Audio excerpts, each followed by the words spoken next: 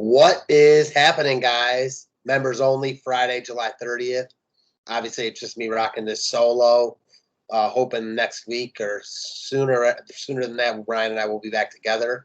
Can't wait. Until then, we got a massive 15-game slate tonight. Every team in play. Trade deadline is today at 4 o'clock, so just stay posted. I know Jose Barrios was a good option on the slate, no longer. He got traded to Toronto. So just, stay posted. But the good thing is lock is a couple hours after that. So if guys are on their respective teams, they're good to go. So with that being said, DraftKings, sorry guys, and we will dive right in. I don't normally like these big slates, but I actually like this one because I'm feeling pretty good right now. A couple places I really like to go. So hopefully we can have a good night tonight.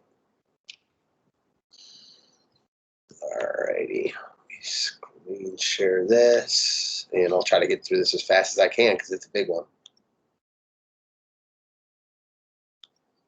All right, should be good to go. So pitching options, again, I'm going to run through this pretty quickly because there's just so much to go through. I got to do the write-up as well. So, yeah, Lance Lynn, top option in all formats. Against the Cleveland team, who has now traded Cesar Hernandez, Eddie Rosario. This team has waved the white flag. I like Lynn a lot. He's projected to get a lot of ownership, and he deserves it. In my mind, he's the top pitcher on the slate. He looks really good here. I think locking him in any format as your SP1 makes a lot of sense. I wouldn't go as far as to call him a must because there's other good pitchers on this slate. There's expensive bats I want. So he's not like the lock of all locks, but he's the top pitcher on the slate. Right behind him, though, is Corbin Burnes, who has the highest strikeout percentage on the slate, averaging the most DK points. Now, a lot of that came at the beginning of the year when he was just flat out dominant. But, man, you check his recent game log, and he's been really, really good. So I like Burnes a lot here against an Atlanta team, obviously, with no Acuna. Burnes and Lynch are the top two pitchers on the slate. I think you could have them in either order. They're right with each other. After them, Chris Bassett. So coming off a subpar outing against the Mariners, I'm sure he's going to be a lot lower owned than the top two guys. And Burnes and Lynn, averaging more K points, slightly higher strikeout upside. They're in better spots. Well, in similar spots, if nothing else. That said, at the ownership discount, I think you could make a case for Bassett in tournaments. Probably not where I go, but I don't think you're crazy to land there at all. After that, Zach Gallen, no thank you. Kevin Gausman, I'm not interested. Houston lineup is too good. They don't strike out. He's not in great form right now. No thanks. Sonny Gray, talk about not being in the best form. Not a scary matchup at all. The Mets are far from an offense I'm afraid to pick on. I don't hate Gray here, but I'm not excited about him either. Framber, nah, no thanks. Just not really interested. Too pricey. Patrick Sandoval, I loved him last time out. I was all over him.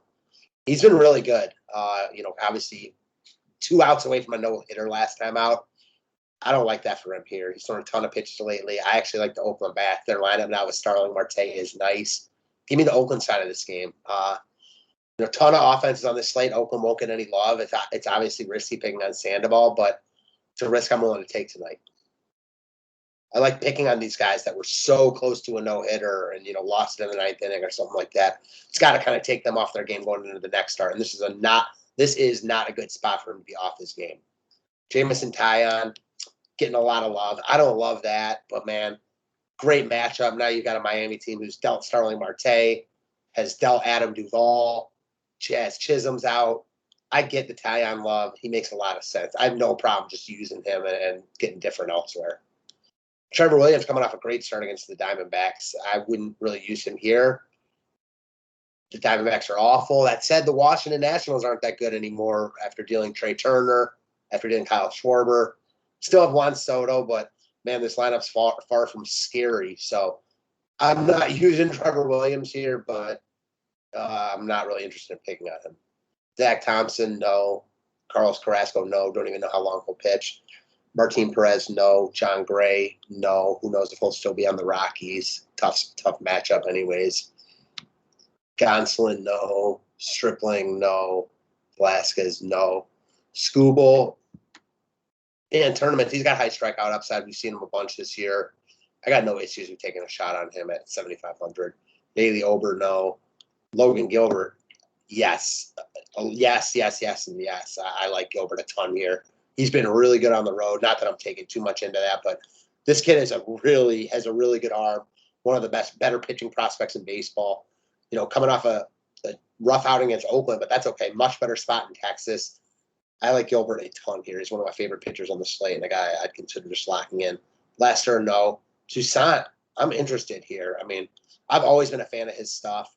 He's been very volatile, but he looks really good so far in his 2 starts with the Braves. This is a guy that's been a top prospect for a few years now. He's still a top 100 prospect throughout baseball. Great stuff if he can keep the mental side of it, if he can keep the mental side of it composed, then he's got really high upside. So it's in a spot against the Milwaukee team that strikes out a lot, not really a lineup I'm scared of. Yeah, Toussaint's definitely in play for me as well. Weathers and Fleming, no. LeBlanc, no. Mejia, no. Crow, no. Lynch, no, not in that spot. Allard?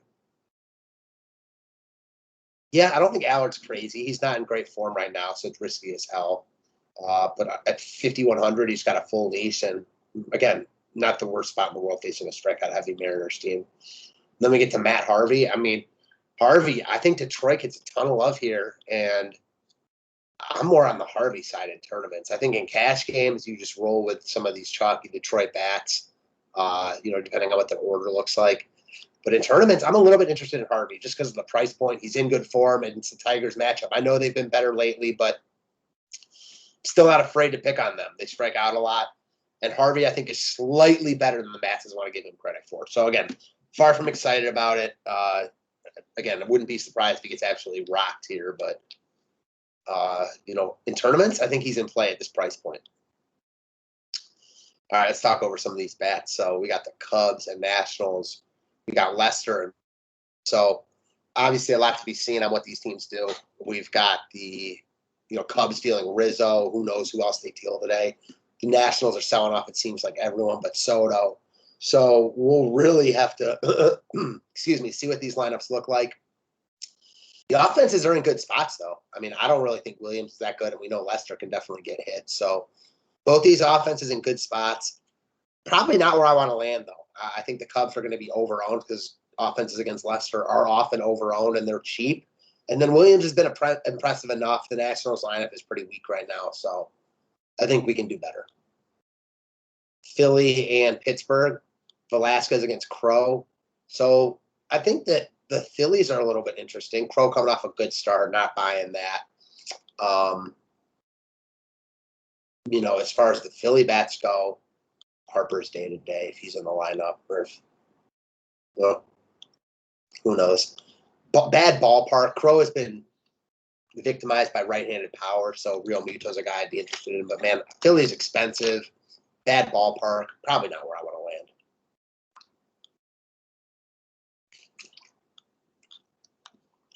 We got the Royals at the Blue Jays, and this game is actually in Toronto. So no more minor league park for the Jays. Still a decent hitter's park, though. So 2 offenses that are surely in play here.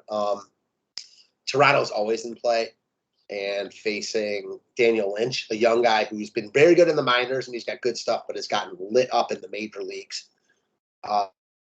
Until his last start, we pitched really well against the Tigers. Obviously, a high upside spot for the Blue Jays because it's always a high upside spot for the Blue Jays. Simeon, Bichette, obviously Vlad being top pieces.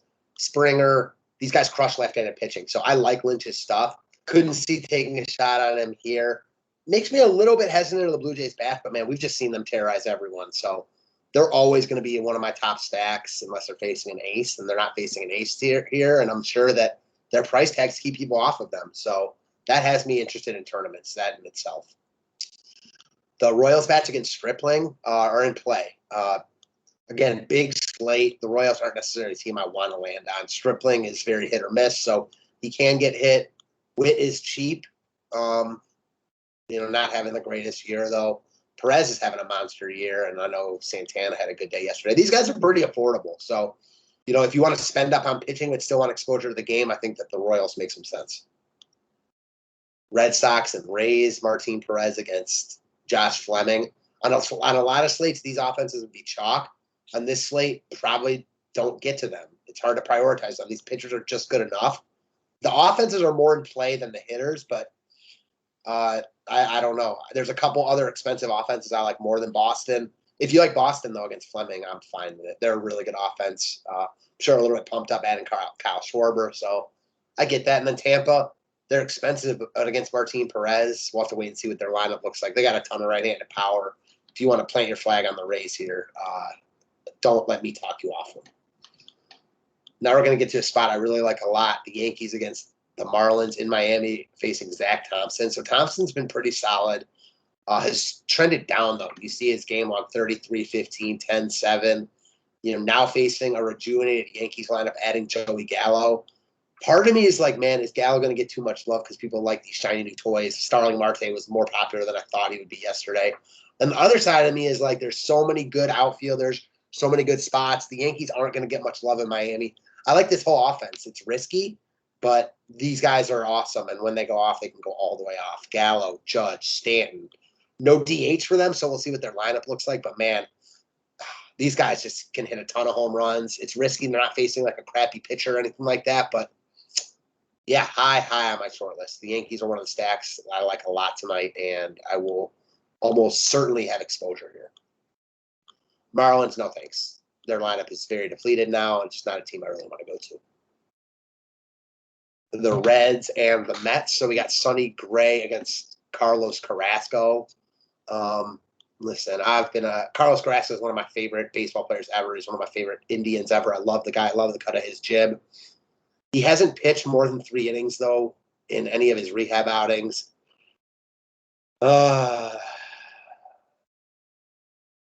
He did look good in his last rehab outing. I know that he had struggled a little bit before that. I mean, I just don't know how long his leash is. Yeah.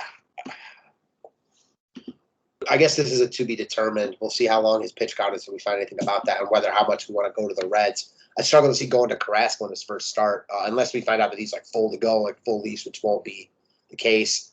The Mets have an awful bullpen, so yeah, I could actually see going to a couple Reds, starting with Jesse Winker's just having a great year, back on fire.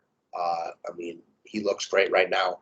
Joey Votto, talk about hot. I mean, yeah, he's pretty high. It's rare to see a 10-game log like that, almost double digits in every single one. I don't think that they're getting much love either. Let me check something real quick.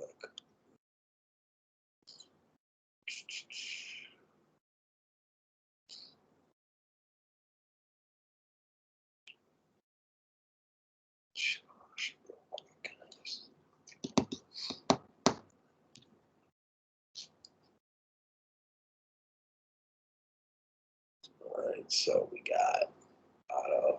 Yeah, Votto is not projected for a lot of love at all. I mean, so many good plays on the slate. He's just one of the hottest hitters in baseball. So it's a one-off in a red stack.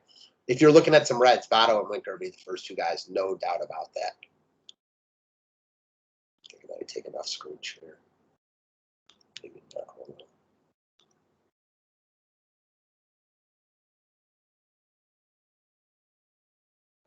Oh, all right. We're good. All right, moving on. And the Mets against Sonny Gray, not really interested. More interested in Gray as a pitcher. Baltimore, Detroit. This is a pretty easy one. You got Skubal against Harvey. Skubal's in play because of his strikeout upside, but he also gives up power. So if you want to go to Baltimore, use a couple one-offs, I get it. Mancini would be at the top of the list. I doubt I go to Baltimore tonight, though. Just better offenses I'd rather go to. And then the Tigers versus Harvey. I said it when I talked about Harvey. In tournaments, I'm more on the Harvey side. In cash games, I think you could do a lot worse than getting some of these Detroit bats. They're cheap. They're in a good spot against a washed-up Matt Harvey. Milwaukee and Atlanta is all about the bats for me. I think Milwaukee's probably going to go over-owned against Toussaint because they're so cheap. I respect Corbin Burns a lot, so no thanks on the offenses here. Seattle, Texas, we have Gilbert, presumably Gilbert against Kobe Allard. I'm not interested in picking on Logan Gilbert, really, and the Mariners bats are a little interesting. Allard hasn't been good recently. A guy like Mitch Haniger is always good against left-handed pitching. They're expensive, though. So, again, they're intriguing, but just doubt I land there. Or we got Cleveland against the White Sox. The White Sox are definitely a team that's in play for me. I'm hoping that after a few days of letting a lot of people down that, no one wants to go back there. And depending on what their lineup looks like, I have a lot of interest. Mejia is not good at all. Cleveland has waved the white flag, trading Eddie Rosario, trading Cesar Hernandez to this White Sox team. I mean, who knows where he'll be hitting, but maybe second. Cesar Hernandez at 3,500. You don't think he wants to stick it to the Indians? Signed a little bit of a discount to stay there because he liked it there. Yeah, the White Sox are definitely in play for me. I want to see what their lineup looks like, see if some of these guys are back in it, but I like them quite a bit. And the Indians against Lance Lynn, no thanks. Twins and Cardinals. You know what? I didn't even check the other guys, so hopefully we got not much to worry about. Nothing to worry about, which is always nice.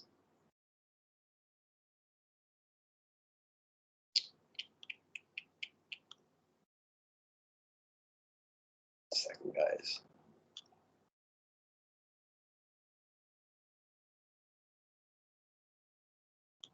All right, I should be back with you.